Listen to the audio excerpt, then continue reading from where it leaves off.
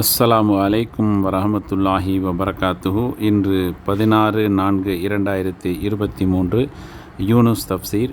அவுது பில்லாஹி மினஷ் ஷைத்தானிர் ரஜீம். பிஸ்மில்லாஹிர் ரஹ்மானிர் ரஹீம். வசனங்கள் 24 மற்றும் 25, அத்தியாயம் 10 தஃப்சீர். இத்தொடரில் இவ்வாறு தான் சிந்திக்கும் மக்களுக்கு எடுத்துக்காட்டுகளை நாம் விவரிக்கின்றோம் என்று அல்லாஹ் கூறுகின்றான். அதாவது சான்றுகளையும் ஆதாரங்களையும் அவர்களுக்கு நாம் விளக்கிச் சொல்கின்றோம். மேற்கண்ட எடுத்துக்காட்டின் மூலம் இவ்வுலகம் விரைவில் அழியக்கூடியது என்பதை அவர்கள் உணர்ந்து கொள்ள வேண்டும். ஆனால் மனிதர்கள் இவ்வுலகின் சுகபோகங்களில் மயங்கி கிடக்கிறார்கள். அதுவோ அவர்களை துச்சமாக கருதுகிறது. உலக இன்பத்தின் இயல்பே அதை தேடிச் செல்வோரை கண்டு அது ஓடும், அதை கண்டு ஓடுவோரை அது தேடிச் செல்லும். உயர்ந்தோன் அல்லாஹ் குர்ஆனின் வேறு வசனங்களிலும் இவ்வுலக வாழ்க்கைக்கு பூமியின் தாவரங்களை ஊமையாக கூறியுள்ளான். நபியே, இவ்வுலக வாழ்க்கைக்கு அவர்களிடம் ஊமை கூறுவீராக. அது வானிலிருந்து நாம் தண்ணீரை இறக்கினோம், அது தாவரங்களுடன் கலந்து அவற்றை செழிக்க வைத்தது. காலையில் அது காற்றில் அடித்து செல்லப்படும் கூலமாக ஆகியது. அனைத்து பொருட்கள் மீதும் அல்லாஹ் ஆற்றல் உள்ளவன் ஆவான். அவ்வாறே அஸ்ஸுமர் அத்தியாயத்திலும் அல் ஹதீது அத்தியாயத்திலும் இவ்வுலக வாழ்க்கைக்கு அல்லாஹ் இந்த ஓமையை கூறியுள்ளான். அடுத்த வசனம் 25இல் அல்லாஹ் உங்களை அமைதி இல்லத்திற்கு அழைக்கின்றான் என்று கூறுகிறான். முந்தைய வசனத்தில் அற்ப உலகத்தை பற்றியும் அதன் இன்பங்கள் விரைவிலேயே அழியக்கூடியவை என்பதை பற்றியும் குறிப்பிட்ட இறைவன் இந்த வசனத்தில் சொர்க்கத்திற்கு ஆர்வமூட்டி அதன்பால் அழைக்கின்றான். சொர்க்கத்திற்கு அமைதி இல்லம் தாருஸ்ஸலாம் எனும் பெயரையும் சூட்டுகின்றான்.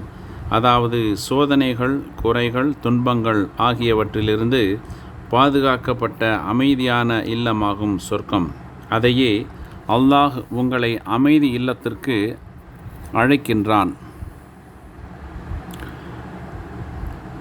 அவன் தான் நாடுவோரை நேரான வழியில் செலுத்துகின்றான் என்று அந்த வசனம் கூறுகின்றது. ஜாபிர் பின் அப்துல்லாஹ் ரலியல்லாஹு அவர்கள் கூறியதாவது, ஒரு நாள் அல்லாஹுவின் தூதர் ஸல்லல்லாஹு அலைஹி வஸல்லம் அவர்கள் எங்களிடம் வெளியேறி வந்து கூறினார்கள், நான் உறக்கத்தில் இருந்தபோது வானவர் ஜிப்ரீல் அலைஹிஸ்ஸலாம் அவர்கள் எனது தலைமாட்டிலும் மீகாயில் அலைஹிஸ்ஸலாம் அவர்கள் எனது கால்மாட்டிலும் இருப்பதைப் போன்று கனவு கண்டேன். அவர்களில் ஒருவர் தம் தோழரிடம், இவருக்கு ஓர் உவமை எடுத்துரையுங்கள் என்று கூறினார். அந்த மற்றொருவர் என்னிடம் கூறினார், உமது நிலையும் உம்முடைய சமுதாயத்தாரின் நிலையும் ஒரு மன்னனின் நிலைக்கு ஒத்திருக்கிறது. அவன் ஒரு மாளிகையை கட்டி அதில் ஒரு குடிலை அமைத்தான். பின்னர் அதில் ஒரு விருந்துக்கு ஏற்பாடு செய்து மக்களை விருந்துக்கு அழைப்பதற்காக ஒரு தூதரை அனுப்பினான். மக்களில் சிலர் அத்தூதரின் அழைப்பை ஏற்றனர், வேறு சிலர் அவரை புறக்கணித்தனர்.